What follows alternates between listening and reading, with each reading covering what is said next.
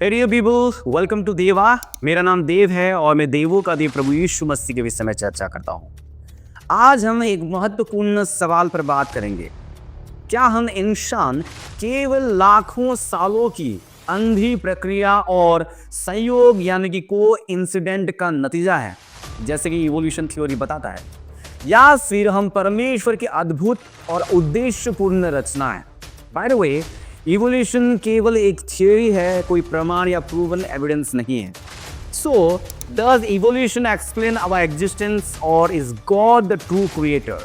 आइए इसे बाइबल और तर्क के आधार पर समझते हैं थ्रू दिस वीडियो।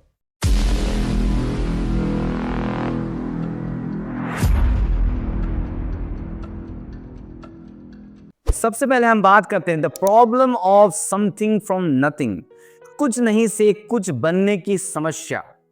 क्योंकि इवोल्यूशन थ्योरी मानता है कि ब्रह्मांड अचानक कुछ नहीं से शुरू हुआ, लेकिन सोचिए, कुछ भी नहीं से कुछ भी बनाना असंभव है।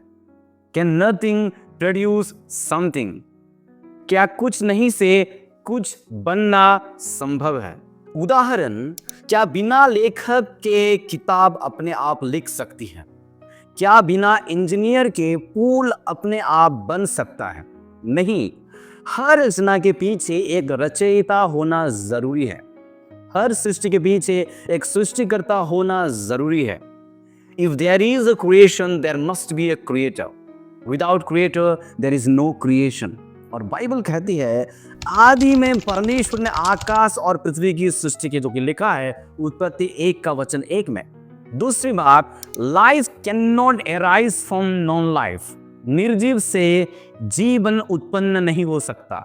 इवोल्यूशन थ्योरी कहता है कि रसायनों यानी कि केमिकल से जीवन अपने आप बना, लेकिन विज्ञान का बायोजेनेसिस का नियम कहता है जीवन केवल जीवन से ही आता है।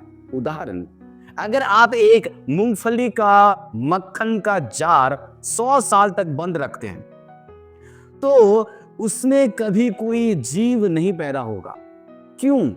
क्योंकि निर्जीव चीजें खुद ब खुद जीवन पैदा नहीं कर सकती। बाइबल भी यही कहती है। परमेश्वर ने जीवों को उनकी जाति के अनुसार बनाया। उत्पत्ति 1:21 में लिखा है। यूहन्ना अध्याय 1:4 कहता है, उसमें जीवन था और वह जीवन मनुष्य की ज्योति थी। यूहन्ना 14:6 कहता है, यीशु ने उससे कहा, मार्ग और सच्चाई और जीवन मैं ही हूं। We see God is the source of life. परमेश्वर जीवन का वो स्रोत के रूप में हम देखते हैं। परमेश्वर जीवन का स्रोत है। तीसरी बात, DNA and the information problem.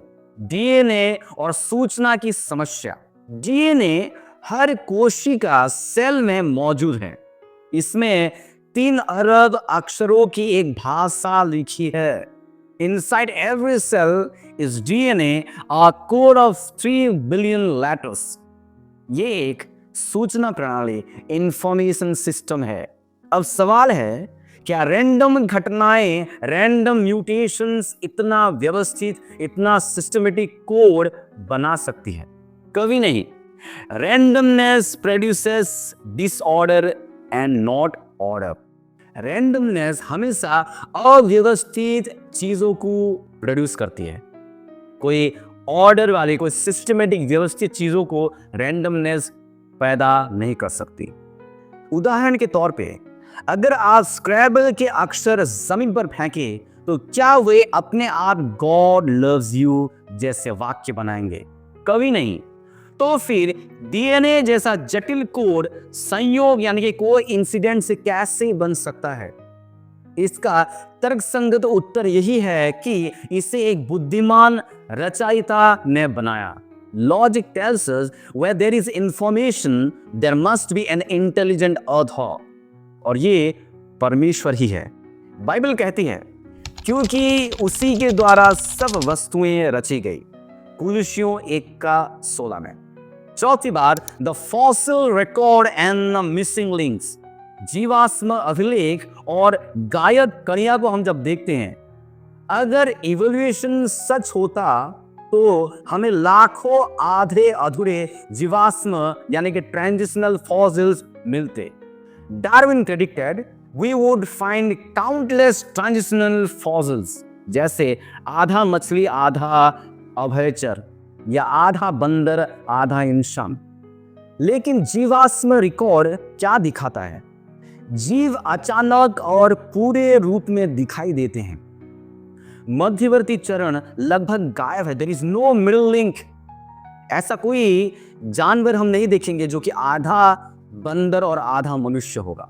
उदाहरण, अगर एक मेंढक धीरे धीरे पक्षी में बदलता तो आधे पंख उसके लिए बेकार होते।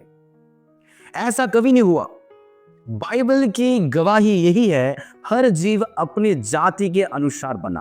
पांचवी बात, इररेड्यूसिबल कॉम्प्लेक्सिटी इन नेचर। प्रकृति में अविभाज्य जटिलता। कुछ प्रणालियां इतनी जटिल है कि अगर एक भी हिस्सा हटाया जाए तो पूरा सिस्टम बेकार हो जाता है। फॉर एग्जाम्पल, उदाहरण के तौर पे, distance between the planets and stars placed accurately. एक दूसरे से टकराते नहीं है प्लैनेट्स। और एक एग्जाम्पल, चूहेदानी का अगर स्प्रिंग या प्लेट गायब हो तो ये काम नहीं करेगी। सेल यानी कि कोशिका का बैक्टीरियल फ्लैजिलियम एक सूक्ष्म मोटर है जिसमें 40 से अधिक हिस्से हैं। अगर एक हिस्सा भी ना हो तो यह काम नहीं करेगा। यह दिखाता है कि ऐसे सिस्टम धीरे धीरे नहीं बन सकते। इन्हें शुरू से ही पूरी तरह से डिजाइन किया गया था और इसके लिए एक इंटेलिजेंट डिजाइनर की आवश्यकता है, और परमेश्वर ही है वह इंटेलिजेंट डिजाइनर। छठवीं बात, मोरालिटी एंड ह्यूमन वैल्यू। नैतिकता और मानव मूल्य। अगर इवोल्यूशन सच होता तो मनुष्य केवल जानवरों का एक और रूप होता। कोई ऊंचा उद्देश्य नहीं, कोई स्थायी नैतिकता नहीं। लेकिन फिर सवाल है, हम न्याय की चाह क्यों रखते हैं? हमें सही और गलत का बोध कहां से आता है? हम प्रेम और बलिदान को क्यों महत्व देते हैं? यह केवल तभी समझ आता है जब हम माने कि हम परमेश्वर की छवि में बनाए गए हैं, that we are created in the image of God। Bible कहती है उत्पत्ति अध्याय 1:27 में, परमेश्वर ने मनुष्य को अपनी ही छवि में बनाया। If there's morality, there must be a moral law giver। So dear people, evolution कई स्तरों पर असफल है। यह ब्रह्मांड की उत्पत्ति नहीं समझा पाता। इवोल्यूशन जीवन के स्रोत का उत्तर नहीं देता। इवोल्यूशन डीएनए की जटिलता को नहीं समझा पाता। इवोल्यूशन जीवाश्म रिकॉर्ड से मेल नहीं खाता। और इवोल्यूशन नैतिकता की नींव भी नहीं बता पाता। लेकिन परमेश्वर का वचन कहता है, विश्वास से हम समझते हैं कि संसार परमेश्वर के वचन से रचे गए हैं। इब्रानियों 11:3। इसका मतलब है आप कोई संयोग को इंसिडेंट नहीं है, आप एक उद्देश्यपूर्ण रचना है, परमेश्वर के प्रेम का परिणाम है और यीशु मसीह में उद्धार के लिए बुलाए गए हैं। सो डियर पीपल, अपने विश्वास पर दूर रहिए और याद रखिए आदि में परमेश्वर ने सृष्टि की। Thank you so much for watching. God bless you. See you soon with a new video. तब तक के लिए स्टे ट्यून्ड टू देवा।